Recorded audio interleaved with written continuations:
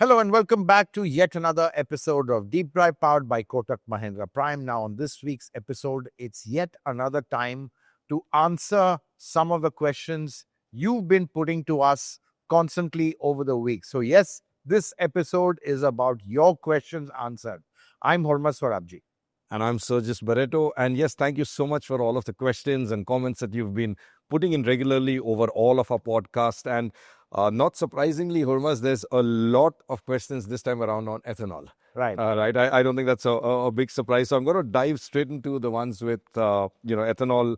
And we'll get to then the other questions. So the first question that a lot of people had is just how serious or how harmful is the damage to engines and the fuel system with an E20 mix? So I think what we've got to understand are the corrosive properties of E20, and fundamentally what they attack are the rubber parts, the plastic parts, the seals, and that's all in the fuel line. It's contained to that.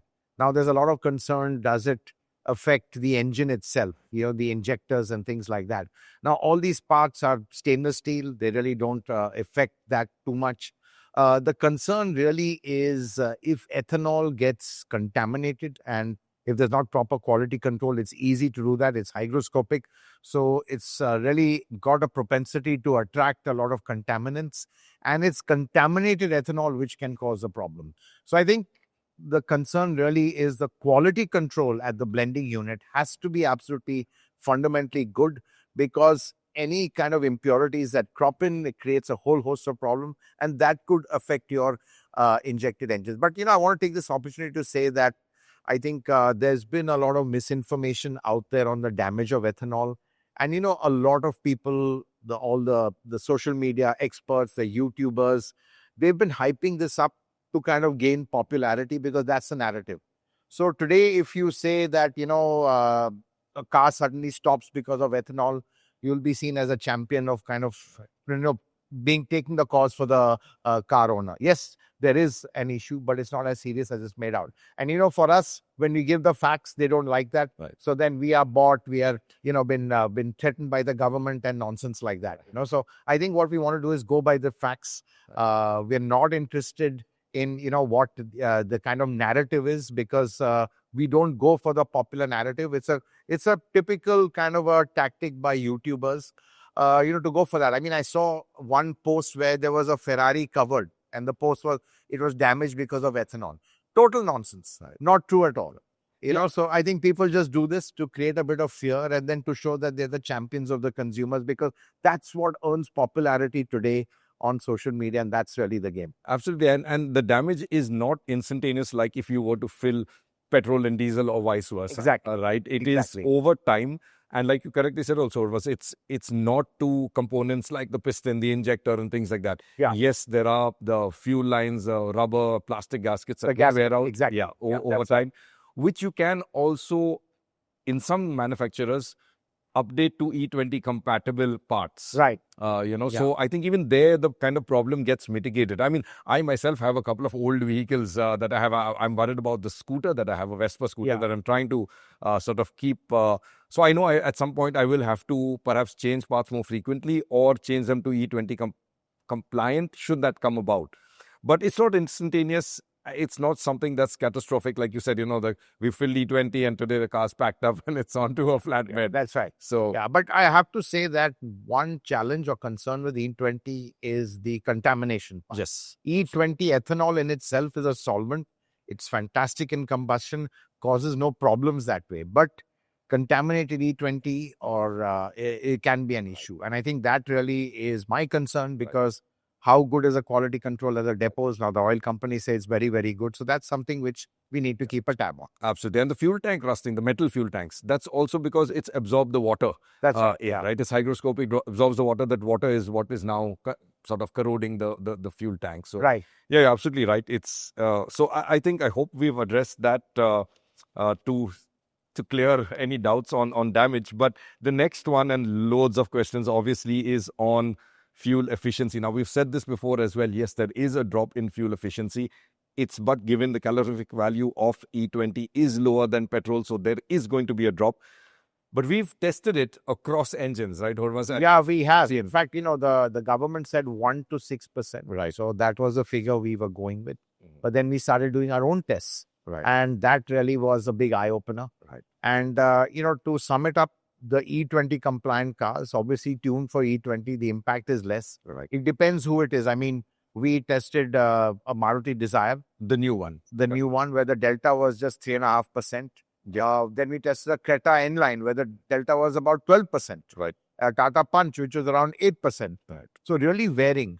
But the question is, why does the fuel efficiency vary on a new car when it's tuned for E20? One is, whatever you do, you can't get over the lesser energy density of E20. But I think the trick really is in calibration. And Maruti Suzuki, they're the masters of calibration. The amount of time they spend on calibration, and that's really what it is, because calibration is a real fine art. You have to balance so many conflicting parameters, power, efficiency, emissions, CO2, all this. They have to be balanced, to meet a certain norm.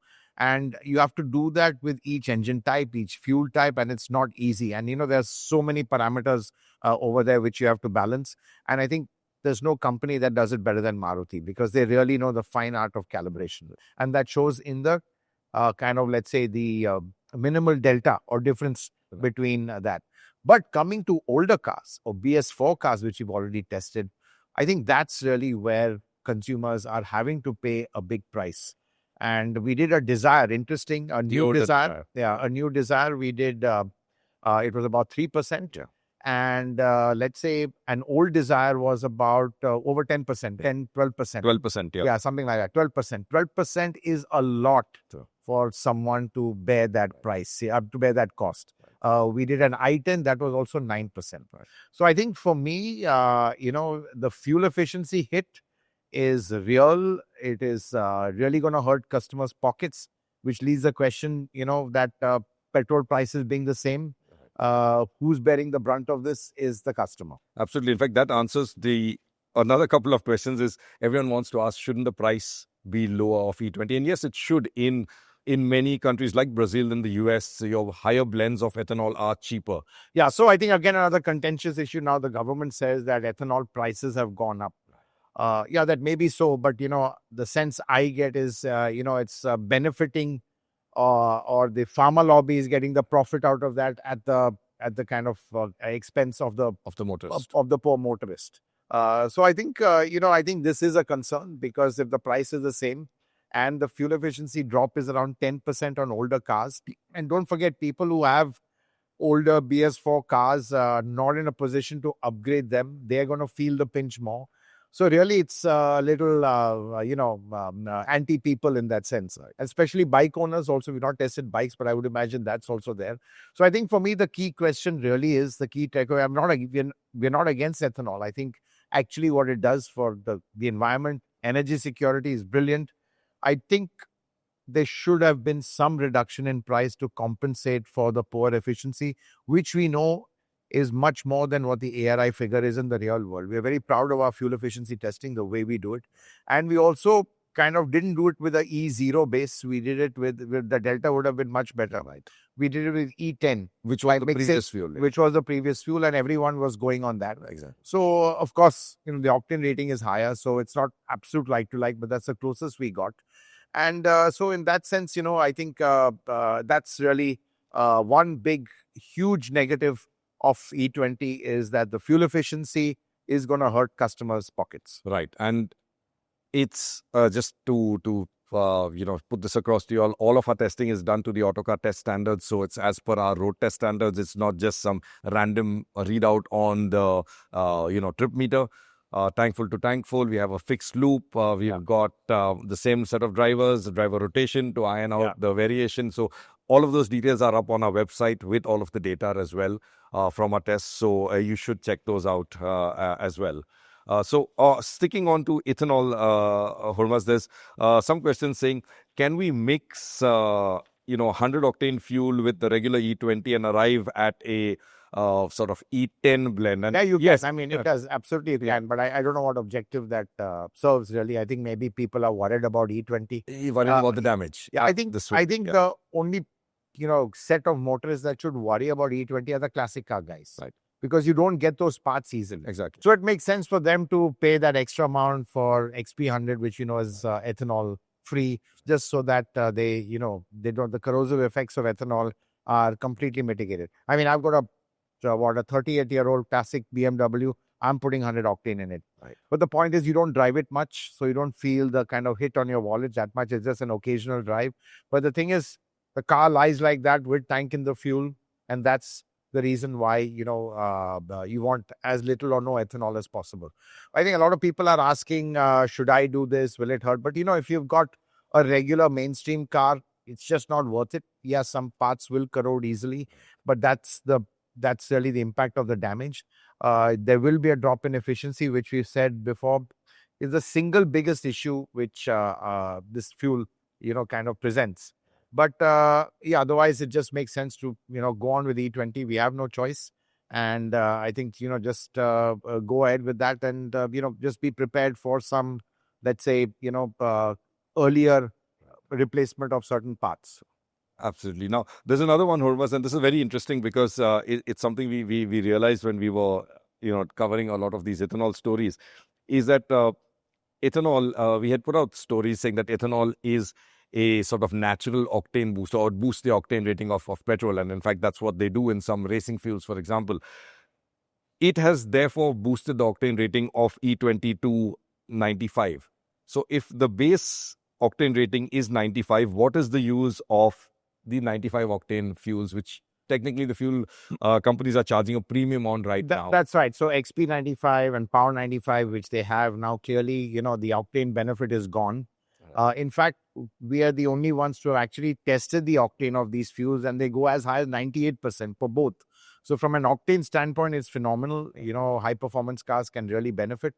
Now, I spoke to some of the oil companies and they said, well, they've got certain detergents and they can keep your engine clean and stuff like that. But quite frankly, I think, the regular fuel has got the octane rating. It's high enough, and I would just stick to that. Yeah, absolutely. Unless, of course, they now decide to add additives to handle ethanol, which is something they've been talking about. Yeah, a lot of manufacturers also have these additives, which they do. I mean, how well they work, we don't know. I mean, they don't cause they can't stop water separation once it happens, but, they do give us some stability to the fuel. Right. So that's effectively covers up or sums together all of the various questions we've had on ethanol. I'm going to shift to now some of the other questions we've had. And this is a very interesting one, is why is Maruti not offering their strong hybrid tech on the Ertiga and XL6? It's an MPV, got a lot of space. Yeah, I can see the logic in this question. Seems like kind of logical choice. You've got space to fit it. You've got an application where people want a cheaper fuel. CNG, for example, is popular because of that reason. So why is there no strong hybrid on the Ertiga? Well, I think for many reasons. One is a hybrid is very expensive. So as you go lower down, the difference between a hybrid version and a non-hybrid version, it's much, much bigger. The Ertiga with the 1.5, it's not suitable for hybridization.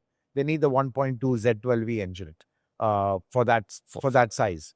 So clearly, I think that's where they're going to look. Otherwise, right now, the Grand Vitara uses the Toyota 3-cylinder 1.5. So, the 4-cylinder doesn't give you the space. That's why one of the reasons why Maruti went to a 3-cylinder layout was for future-proofing. It's for hybrid application. Yeah, absolutely. And then the cost of re-engineering your engine bay to take a new power plant just kills the business case. But what we've heard that by 2029, Maruti is looking at an MPV, maybe slightly bigger than the Ertiga, perhaps with sliding doors, and that will have a hybrid version, and that will even be exported. So I think it's not that they've not thought of it, but I think clearly, everything is in a product life cycle, development time. And I think, this is all going to be part of post 27 when CAFE regulations are stronger. So we will see more hybrids coming as well. Absolutely. With a new project, that's when it makes sense engineering a new powertrain. And that's right. So doesn't make sense retrofitting it. Exactly. You have to do it from grounds up. Okay, so the next question is, can we see a sedan on the Victoris platform? Now, sedans is not something Maruti seems to be excited about. No, I mean, they killed the Ciaz. Yeah. Firstly, that platform is an SUV platform. So you have, bigger wheel arches. It's not really designed for a sedan in that sense. So I think, and sedans is not something that Maruti is going to get back into after they've discontinued the Ciaz. So I think, yeah, this is not going to happen. Yeah, absolutely. Sadly, for sedan lovers, we feel your pain. I think we all like sedans here, but absolutely, yeah, that's right. It's unfortunate. Speaking of sedans, though, Hormazd, interestingly, we've got a lot of sedans in the long-term fleet, and there's another question here on some of the sedans. Will the sedans like the Desire or the Fronx hybrid hatchback see the strong hybrid tech or the series hybrid tech, a scoop that we actually broke? So what's the update on I think you that? will see it in sedans. I think one, let's say, application is, well, we do have a Honda City hybrid. We've seemed to have forgotten about that because hardly any of them sell. True. So you do have a good case of the City hybrid, which really works brilliantly. There's no reason why you can't have more sedans in that case. I think the Verna would be one vehicle that you could hybridize. So that will be there. And I think otherwise, I think people are looking more at SUVs because, it just works better from all points of view. You've got the space. It kind of, the delta in efficiency is much higher than the petrol one. So there's a, let's say more incentive to buy it at a higher price. Yeah. Because in smaller vehicles, the fuel efficiency benefit is not that great. So if the price difference is too much, they won't see the benefit. Right. And people pay more for an SUV. Exactly. And you can so hybrids are just making a best case for SUVs. And I think that's where it's going to be. The Maruti is looking at smaller products as versions as well. The challenge with Maruti really is for the really small cars. And that's here where they've been struggling, is to kind of find the space to package the hybrid powertrain into vehicles smaller than the Fronx. Let's say a Swift eventually, or, so that's very, very difficult, which they had plans for. And it's this packaging which has actually delayed the launch of their first hybrid or their strong compact hybrid, series hybrid, from 26 now to 27. So it's gone delayed by a year. Okay, Hormazd, the next question is on same segment again. Is there a scope of a diesel coming in the Hycross? The engine bay looks like it could accommodate a diesel. Well, that's not really going to happen. It's not going to happen. Yeah. I mean, frankly, Toyota is moving away from diesel. They don't want to go for diesel. For them, they've chosen hybrid as the technology of the future. Also from an emission standpoint, don't forget all these decisions are largely governed by stricter and stricter regulations. We're going to see the next big one by 2027. In fact, that might be the opposite, and it might see the end of the Crysta diesel.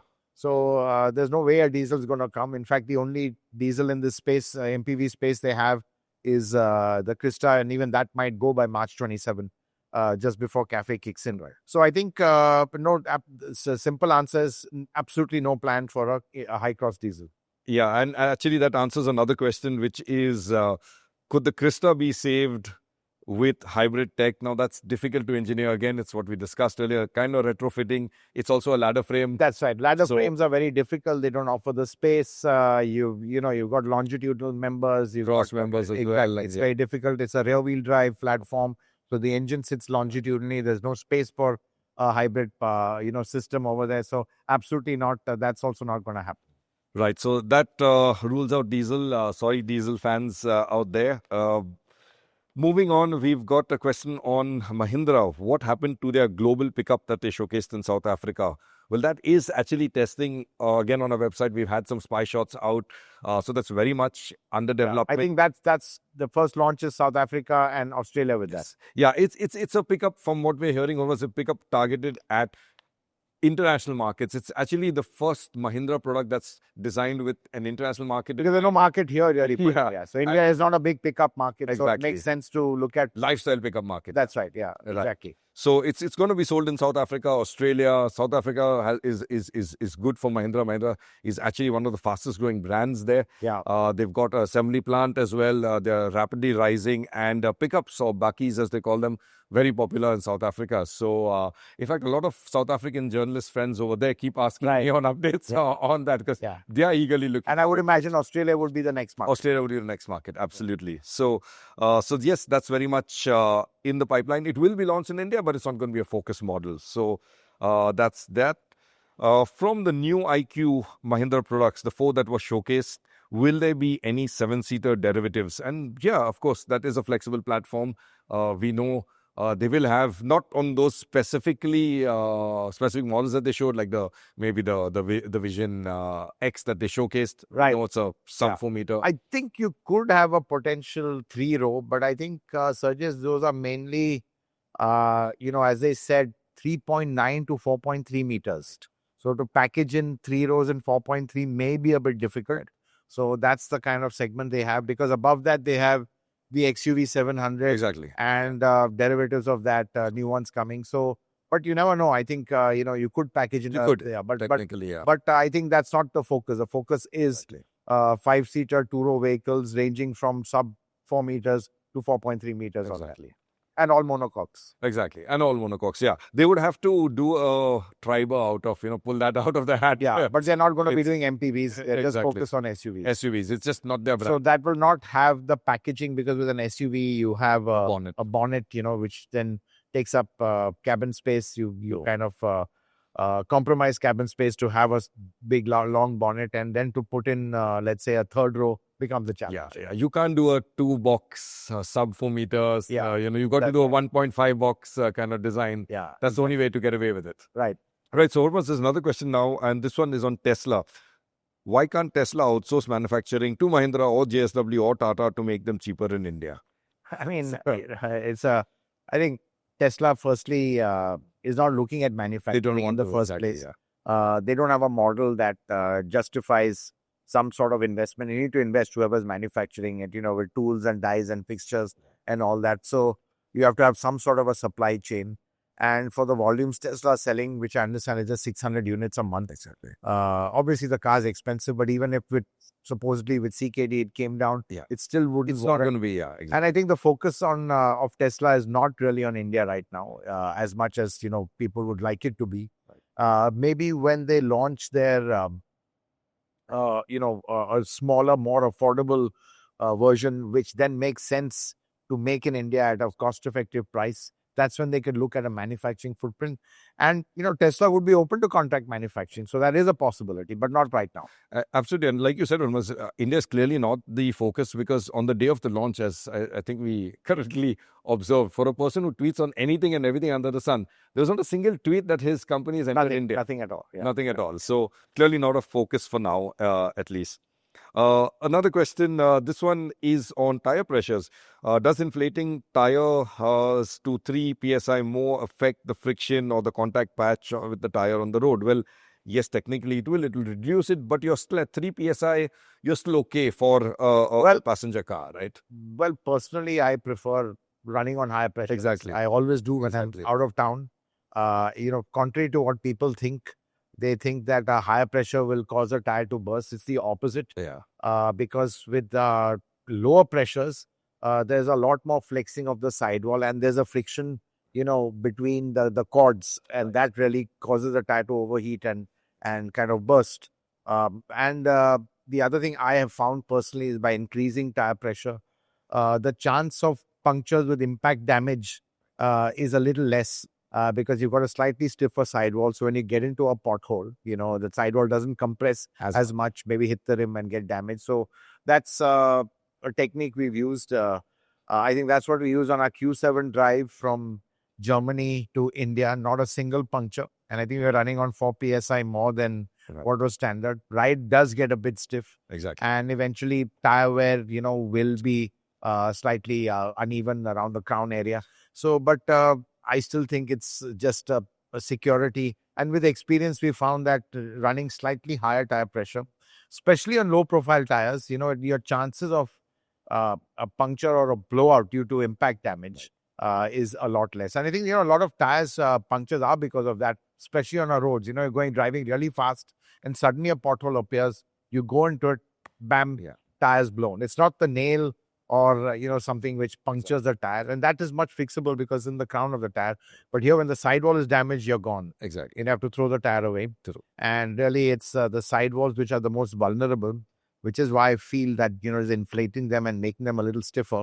In my experience, I found that kind of helps. And you can also save a rim with from damage again with thanks to the stiffer side. That's right. But again, if you overinflate, you can transfer that to the rim and damage the rim as well. 3 PS is that's right. Okay. And then there's also a slight benefit in fuel efficiency because that's right. But I don't think people really are concerned about that. It's not measurable really. Exactly. It's way too smaller. So yeah, that's that on tyre. And what is the future of hydrogen fuel cell cars based in India? Now, there's a lot of talk on hydrogen fuel cell. I don't think that's happening. No, it's not happening. I think globally also, I think this technology will soon be passed by competing with EVs and batteries. And I think, those are just getting better. Hydrogen is not a practical fuel to produce it, to store it, to transport it. Very, very costly. So not easy at all. I mean, there's a lot of it in Japan where they run fuel cell vehicles. So that's, I think it makes sense on commercial vehicles where you really run long distances, 1,000+ kilometers. You can do that on fixed routes, fixed routes where you can refill and you can carry large onboard storage tanks of hydrogen. Makes sense on that. But really the whole infrastructure, we don't have that in India. And then, there's even the whole question of producing it. Whether it's green, brown, blue, True. So how clean the hydrogen is. Yeah. I think eventually, this battery technology will have a breakthrough at some point in solid state. And then, that's just going to be the future. Exactly. And, everyone says charging infrastructure isn't there, but we have to remember distribution is there. Electricity is everywhere. It's all around us, right? So you have electricity everywhere. Hydrogen, you don't. You're going to have to set up a whole separate distribution network if you want passenger cars to run on it. So I don't think that really makes sense. And even manufacturers keep saying that it's a better solution for larger, heavier vehicles. Yeah, that's right. Trucks, buses, things like that. So, passenger cars, not really likely. Right. And Hormazd, the last question that we have, this one is on Mahindra. What are the updates on Mahindra going down the hybrid route? We've been hearing of the XEV 9e. That's a story that we've actually also covered and broken. What's the update on that? So I think hybrids, definitely everyone's looking at hybrids. Tata Motors looking at hybrids, Mahindra's looking at hybrids. Again, XUV 700, a good candidate for hybridization. I would imagine they do it with a 1.5 engine, which they have in the wings, which, we've seen. We saw that in 2020. They've shown it. They're still not put it in any product. Put it out, yeah. But 1.5 petrol, it's still a turbo petrol. Ideally would be an NA because that really lends itself to hybridization well. But anyway, 1.5 with a hybrid makes a lot of sense for Mahindra. And I think they'll go with the bigger vehicles first. They would also go with the IQ platform. We've talked about that. That also hybridization is possible. They can even use a 1.2 hybrid over there because, that's more compact for the smaller vehicles. Mm-hmm. So there's no doubt about it. But I think it will only be on the monocoque vehicles. So XUV 700, definitely a case. And then all the other monocoques, which are, let's say the 3XO, which I think in time will be built on the IQ platform. Right now, it's on a SsangYong platform. Not ideal because it's not Mahindra's platform. It's not, it's kind of an outlier there. Doesn't fit into an overall family of platform architecture. So I think, that will then come onto the, let's say, the IQ platform in the future. So I think hybrids definitely on the cards for Mahindra. And as I said, I think the 1.2 and 1.5 are the ideal engines to be mated with an electric motor. Right, and the Vision X that they showcased is a clear indication of perhaps a replacement to the 3XO because it was shown as a sub-4 meter X vehicle. Correct. As we know, they didn't name them, but Vision T, Vision S, that's all sort of linking to the Thar, the Scorpio, and the X. But, you never know if it's a replacement because Mahindra don't always replace. I mean, they add. We've seen the Scorpio Classic and the Scorpio doing quite well side by side. So, but one would assume, in that category, it's just too crowded. Right. And one has to assume it would be a replacement. And because of the platform difference also, as you pointed out. Exactly. It's an outlier. Yeah, it is an outlier. That's why if you've seen, they've not invested too much in that platform from, the 3XO is a big investment, is doing really well. But, the XUV 400, which was again on that platform, the EV really didn't do too well. But I think how do I say? I think they want to also, let's say, harmonize their platforms. You can't have too many of them, or just one on which one product will be made. You don't get the economies of scale. So again, clearly, I think the IQ platform, as we know, is going to be what, 240,000 units of that. That's the plan. And definitely, I think a 3XO replacement will be part of that. Right, Hormazd. So that's about it for this chunk of questions. And first of all, thank you so much for keeping this going, for asking us these questions. Keep them coming. And apologies, because I'm sure we're not able to answer all of them. But we try our best, and we'll keep doing these perhaps more frequently. So keep them coming. And absolutely, Sergius. I think it's been really great answering these questions. That shows how engaged you are. We are just thrilled with the feedback we get for our podcasts. So we're really happy that you religiously watch them. A lot of you all do. And to make sure you all don't forget to click on the subscribe icon so you stay notified. And you can also catch our podcasts on other platforms like Spotify and Apple Podcasts, which is a great way to listen to us on your drive into work or on your drive home. So thanks for watching. Thanks for listening. And see you again, same time next week, Saturday, 11 a.m. Bye-bye.